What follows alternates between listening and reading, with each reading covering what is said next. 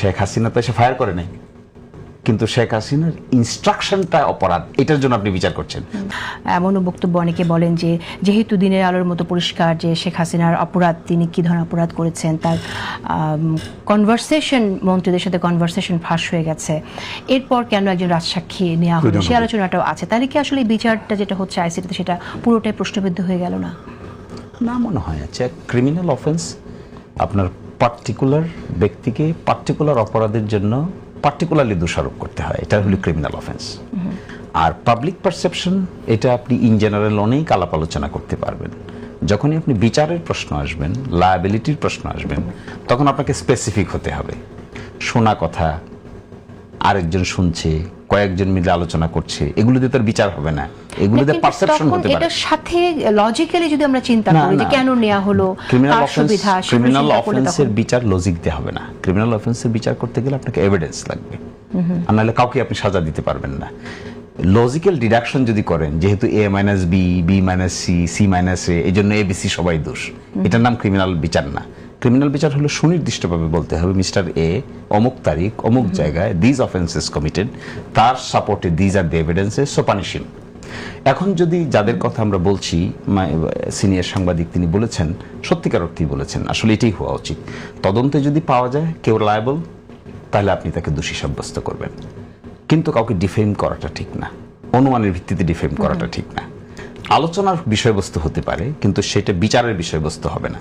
তা আমি আহ্বান জানাবো, এরকম সুনির্দিষ্ট অভিযোগ যদি আসে, লেট ইট বি ইনভেস্টিগেটেড। ওকে, কিন্তু অনেকে যে বলে যে রাজসাক্ষী করা হয়েছে তাকে, কারণ তার ভাই জামাতের ঘনিষ্ঠ, এই ধরনের সমালোচনা যে করে, সেই জায়গায় আপনি কি বলবেন? তাকে আসলে রাজসাক্ষী করার কি এমন প্রয়োজন ছিল? কারণ শেখ হাসিনা যে অপরাধ করেছে সেটা তো আসলে একদম সবার সামনেই করেছে, এটা আমরা দেখেছি। এই জাস্টিফিকেশনটা যদি জানতে চান, তাহলে আপনাকে বুঝতে হচ্ছে টেন্ডার অফ পার্ডনটা জিনিসটা কি।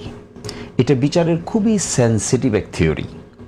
কি থিওরি জানেন? আপনি কি জানেন ন্যাশনাল সিকিউরিটির মিটিংয়ে কি আলোচনা হয়েছে? আপনি জানেন সেটা? এটা জানতে কে জানবে? যে পার্টিসিপেন্ট সে জানবে। কোর কমিটির মিটিংয়ে কি আলোচনা হয়েছে এটা কে জানবে? কোর কমিটির পার্টিসিপেন্ট যারা তারা জানবে। মন্ত্রীদের যে মিটিং হয়েছে, ক্লোজ ডোর মিটিং, সেখানে কি হয়েছে সেটা কে জানবে? লেথাল উইপন মারার অর্ডারটা যে দিয়েছে সেটা কোন জায়গায় দিয়েছে? আইজিপি কোথা থেকে রিসিভ করেছেন? ফোন রেকর্ড আমরা দেখেছি, লেথাল উইপন ব্যবহারে যেদিন অর্ডার দিয়েছেন সেটা তো আমরা এভাবে আপনি টক শোর সাবজেক্ট ম্যাটার বানাইতে পারবেন, কিন্তু বিচার করতে গেলে আপনি যখন একটা এভিডেন্সকে আদালত উপস্থাপন করবেন, আদার সাইডকে ক্রস এক্সামিন করার সুযোগ দিতে হবে। তারপরে টেস্ট হবে যে এই বিচার্য বিষয়টা গ্রহণযোগ্য হবে কি হবে না। একজন পার্টিসিপেন্ট বলেন তো, মিনিস্ট্রি অফ হোম মিনিস্টারের অফিসে, তৎকালীন হোম মিনিস্টারের বাসায় রাত 9টা থেকে প্রতিদিন যে কোর কমিটির মিটিং বসতো, সেই মিটিংয়ে কি আলোচনা হতো এটা কে বলবে? ওই সাবজেক্ট ম্যাটারটা কি কে বলবে? তার মানে কি যে সকল অপরাধী একজন রাজসাক্ষী, আমার কথাটা শুনেন, কথা শুনে নেন। বিচার করা হচ্ছে কিন্তু কমন রেসপন্সিবিলিটির। শেখ হাসিনা তো এসে ফায়ার করে নাই, কিন্তু শেখ হাসিনার ইনস্ট্রাকশনটা অপরাধ, এটার জন্য আপনি বিচার করছেন। তাহলে ইনস্ট্রাকশনের এভিডেন্সটা কি? আমরা ফোন কনভারসেশন দেখেছি, এক ফোন কল দিয়ে বিচার করতে পারবেন? সেটা ফরেনসিক টেস্ট করে যদি দেখা যায় যে সত্যি, তাহলে কেন হবে না? এটাই তো বিচারের বিষয়ে সুনির্দিষ্ট এভিডেন্স থাকা না থাকার জ্ঞানের প্রশ্ন। আপনি কোর কমিটির মিটিংয়ে হোম মিনিস্টারকে সাজা দিচ্ছেন, হোম মিনিস্টার একটা পেয়েছেন, একটা কল, একটা অডিও পেয়েছেন? হ্যাঁ পেয়েছি আমরা, কারণ হোম মিনিস্টারকে আমাদের চোখের সামনে তাকে দেখানো যে স্যার একটা মারলে বাকিতেই। এটা কোথায়? এটা হোম মিনিস্টারের কথা?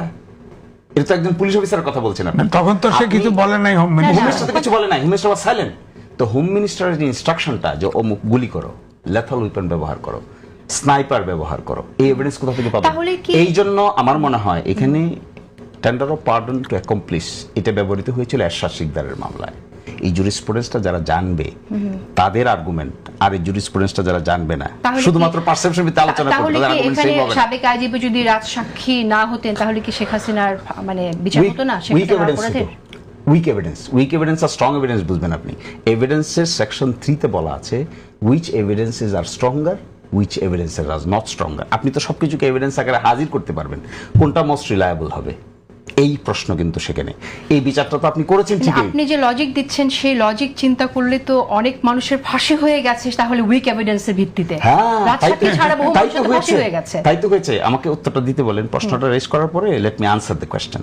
এই যে আপনি বলছেন তাই হয়, কিন্তু আপনি জানেন আমাদের দেশে ডেথ সেন্টেন্স শেষ পর্যন্ত টিকার রেশিও মাত্র 2%।